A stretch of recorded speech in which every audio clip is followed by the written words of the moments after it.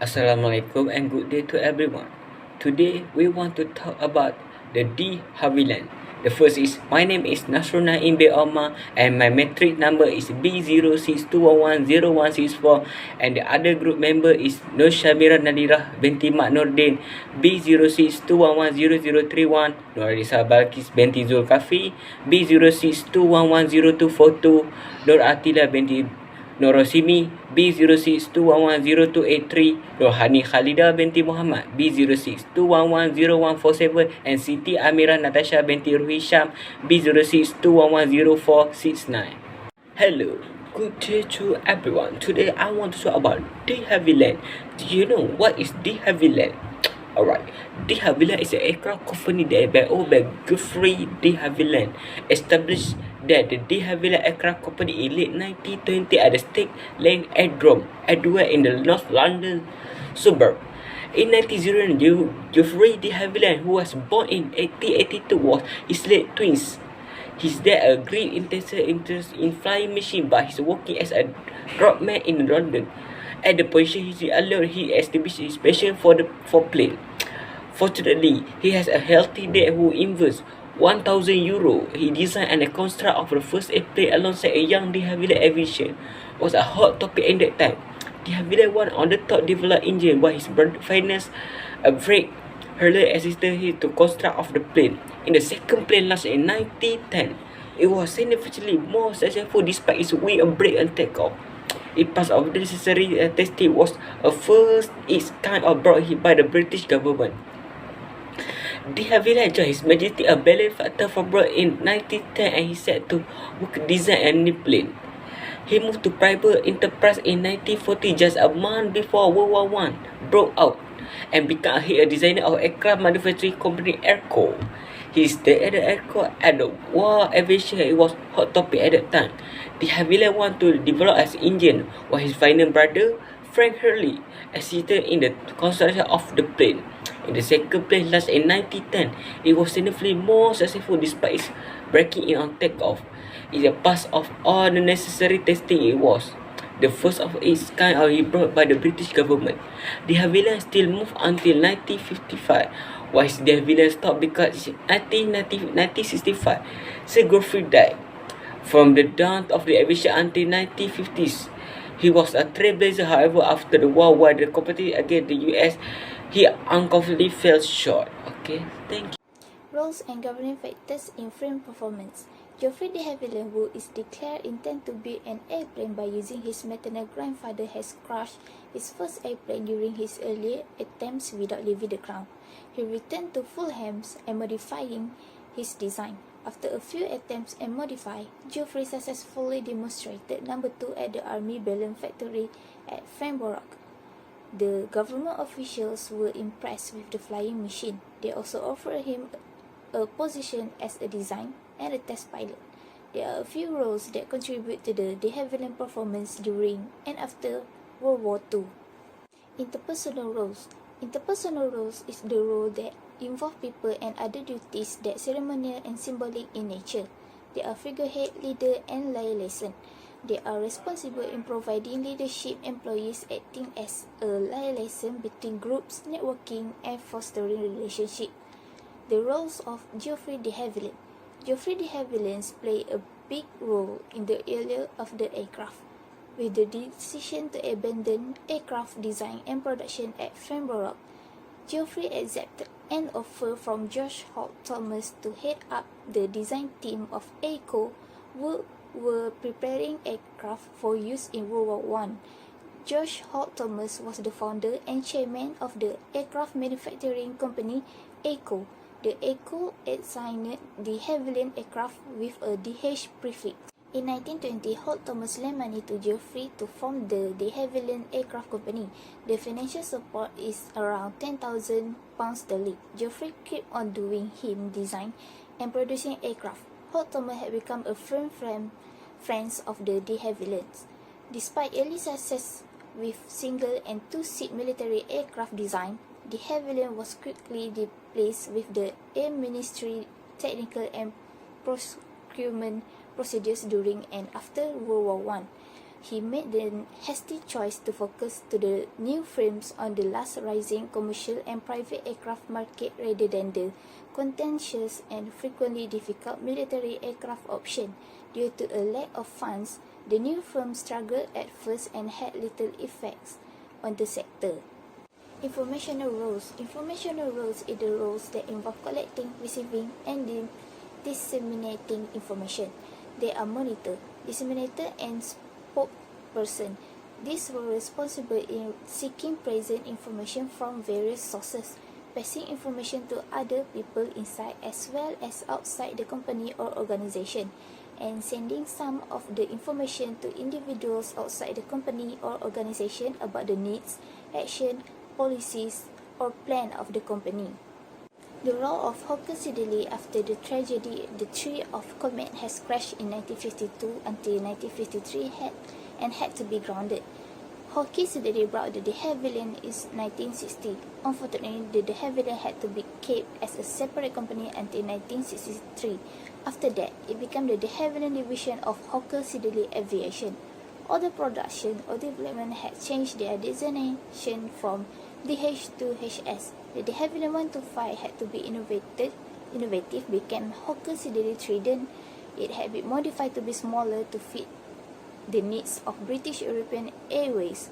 Many of its parent concepts, such as the 3-engine DH-121 Trident and the DH-125 Jet Dragon, later to be renamed as the HS-125 or BAE 125, will continue to be produced, and these are covered on their own web pages. Between October 1952 and April 1954, the DH-106 Comet, the world's first pressure jet lines, had a series of mishaps.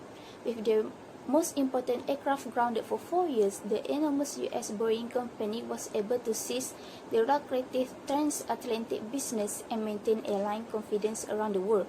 Metal fatigue, a new problem in aircraft building, was discovered to be the reasons, and when Comet was reintroduced to service in 1958, it had lost its luster, which means it has lost its shine. Decisional role in the Havilland Company. Alan Butler played a decisional role in the de Havilland Company. It started when he asked Geoffrey to build him an aeroplane. He named the airplane by the name of Sylvia. He was very impressed with the work and invested into the company. By doing that, he became the chairman of de Havilland from 1923 until 1950. He ran the business by developing the sale, doing marketing and production resources, while the Geoffrey had focusing on designing the aircraft. In late 1920, the dealer became a key supplier to a network of manufacturing, and in 1937 de Havilland set up a factory named as de Havilland Way by using Butler investment. Due to the World War II looming over Europe, de Havilland aircraft had been turned into military aircraft design and manufacturing. Company factor. After Joe de Havilland died, the company had been operated by British Overseas Airways Corporation. Geoffrey had died due to the crash of one of the aircraft. After that, many accidents had happened.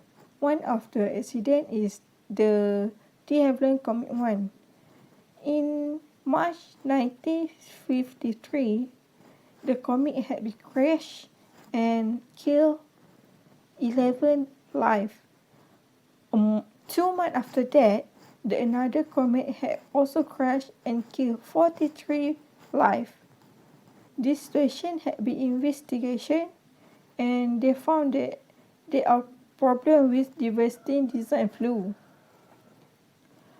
After that, all Comets were grounded, and the jets were modified and they had been reintroduced into commercial in 1958, but with a damaged reputation. Problem solving have 4 points, which is one is a structure plan failure or structure failure, which is they have got a lot of accident of this because they the one who first one made aircraft.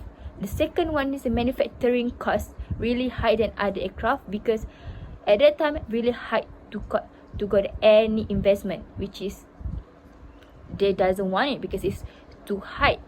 And the third one is technology advancements cost of failure.